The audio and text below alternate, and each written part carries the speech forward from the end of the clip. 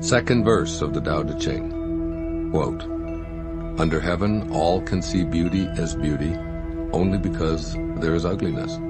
All can know good as good, only because there is evil. Being and non-being produce each other. The difficult is born in the easy. Long is defined by short, the high by the low. Before and after go along with each other. So the sage lives openly with apparent duality and paradoxical unity. The sage can act without effort and teach without words, nurturing things without possessing them. He works, but not for rewards. He competes, but not for results. When the work is done, it is forgotten. That is why it lasts forever." Unquote. Living the paradoxical unity.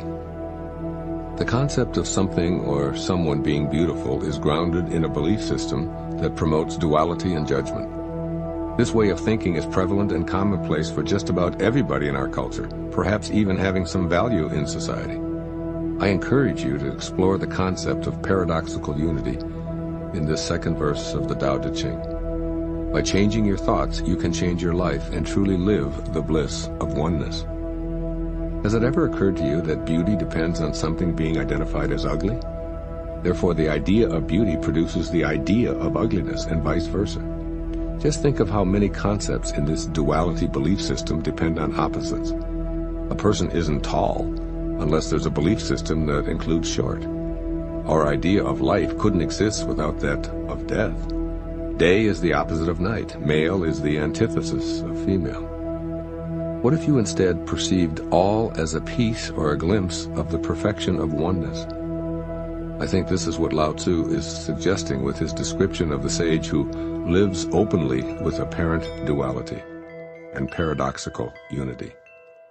Imagine the perfect oneness coexisting in the apparent duality, where opposites are simply judgments made by human minds in the world of the 10,000 things.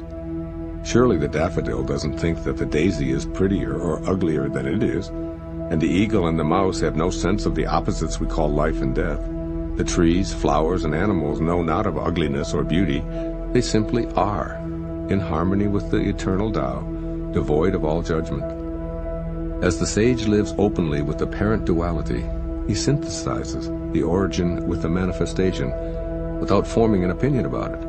Living without judgment and in perfect oneness is what Lao Tzu invites his readers to do. He invites our wisdom to combine perceived opposites and live a unified life. The perfection of the Tao is allowing apparent duality while seeing the unity that is reality. Life and death are identical. Virtue and sin are judgments needing both to identify either. These are the paradoxes of a unified life. This is living within the eternal Tao. Once the dichotomies or pairs of opposites are transcended, or at least seen for what they are, they flow in and out of life like the tides. Practice being a living, breathing paradox every moment of your life. The body has physical boundaries. It begins and ends and has material substance. Yet it also contains something that defies boundaries, has no substance, and is infinite and formless. You are both the Tao and the 10,000 things simultaneously. Let the contrasting and opposite ideas be within you at the same time. Allow yourself to hold those opposite thoughts without them canceling each other out. Believe strongly in your free will and ability to influence your surroundings, and simultaneously surrender to the energy within you. Know that good and evil are two aspects of a union. In other words, accept the duality of the material world while still remaining in constant contact with the oneness of the eternal Tao. The debilitating necessity to be right and make others wrong will soon diminish. I believe that Lao Tzu would apply the Tao Te Ching to today's world by suggesting the following. First, live a unified life. Enter the world of oneness with an awareness of the propensity to compartmentalize everything as good or bad, right or wrong, beautiful or ugly, are standards of the physical world, not the Tao. Contemplate the insight that duality is a mind game. In other words, people look the way they look, period. Criticism is not always necessary or helpful. See the unfolding of the Tao inside everyone, including yourself, and be at peace with what you observe. Be a good animal and move freely, unencumbered with thoughts about where you should be and how you should be acting. For instance, imagine yourself as an otter, just living your otterness. You're not good or bad, beautiful or ugly, a hard worker or a slacker. You're simply an otter, moving through the water or on the land freely, peacefully, playing and without judgment. When it's time to leave your body, you do so, reclaiming your place in the pure mystery of oneness. This is what Lao Tzu means when he says, "When the work is done, it is forgotten." That is why it lasts forever. In other words, you don't have to leave your body to experience forever. It's possible to know your eternal self even in the embodied condition. When duality and judgment crop up, allow them to be a part of the perfect unity. When other people create dichotomies, you can always know oneness by practicing the Tao. Also, accomplish much by trying less. Effort is one piece of the whole. Another piece is non-effort. Fuse these dichotomies, and the result is effortless action without attachment to outcome. This is precisely how you dance with someone. You make an attempt, assume a position, listen to the music, and let go all at the same time, allowing yourself to easily move with your partner. Combine the so-called opposites into the oneness of being without judgment or fear. Labeling action as a fine effort implies a belief that trying hard is better than not trying. But trying itself only exists because of beliefs about not trying. Attempting to pick up a piece of trash is really just not picking up the trash. Once you've picked it up, then trying and not trying are irrelevant.